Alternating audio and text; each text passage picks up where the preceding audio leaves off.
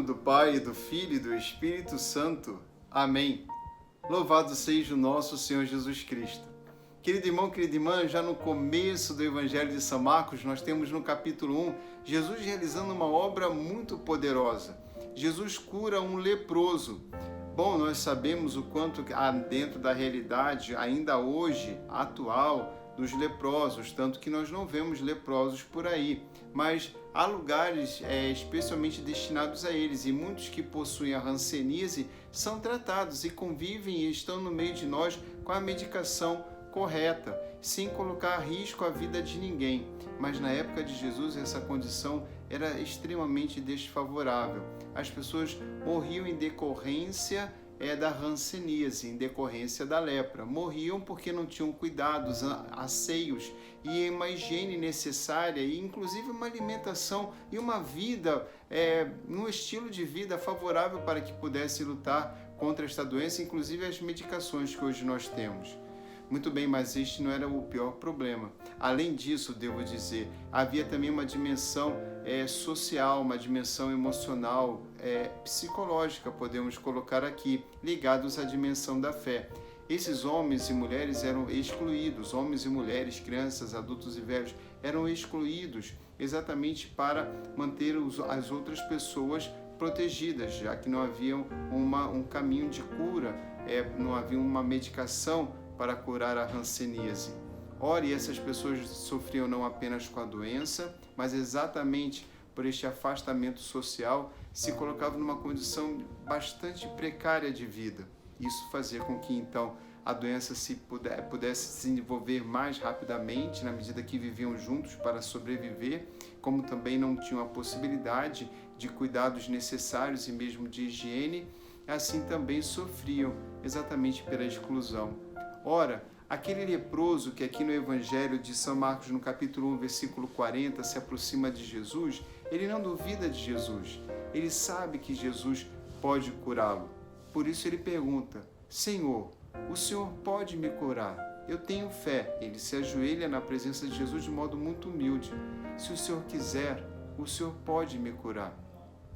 Nós poderíamos compreender, inclusive, a utilização do verbo poder duas vezes. Senhor, o Senhor pode curar? Na dúvida se Jesus tinha potência, poder para curar.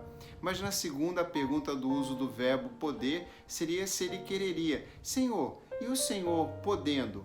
O Senhor pode me curar agora? O Senhor pode me curar? O Senhor quer me curar? E Jesus se enche de compaixão. Então, numa única pergunta, na verdade, duas perguntas, uma afirmação e um pedido. Eu sei, o Senhor pode. Então, o Senhor quer me curar? É assim que, de modo muito humilde, este leproso se aproxima de Jesus e Jesus o toca. Esse é um movimento que muitas vezes nos passa despercebido, mas Jesus toca o leproso. Ora, uma pessoa leprosa era de extrema contaminação, e a pessoa que tocasse o leproso estava também numa condição de profunda contaminação, de grande risco, inclusive de saúde. Mas Jesus o toca. E aqui existe um grande detalhe: Jesus poderia apenas ter falado, como falou, inclusive à distância para outros, mas Jesus toca, porque aquele homem tocou antes no coração de Jesus, tocou diante de sua dor, do seu sofrimento, e estava sozinho. Provavelmente não estava convivendo talvez com outras pessoas, mas teve fé. E na sua solidão, na sua dor, no seu sofrimento, se aproximou de Jesus e foi tocado por Jesus. Jesus o toca, Jesus diz uma palavra: eu quero, e imediatamente a lepra sai do corpo daquele homem e ele fica curado. Jesus o cura. Toque, palavra e ação. Modificação. Queridos irmãos e irmãs, o mundo também precisa que nós possamos tocar em todas as partes que estão doentes, e não temos medo, como nos pede o Papa Francisco. Antes uma igreja lameada, suja, do que pessoas todas bonitinhas, sem poder cumprir a mensagem de Jesus, serem portadoras da mensagem transformadora de Jesus, transformadora não enquanto apenas ideias, mas enquanto ação.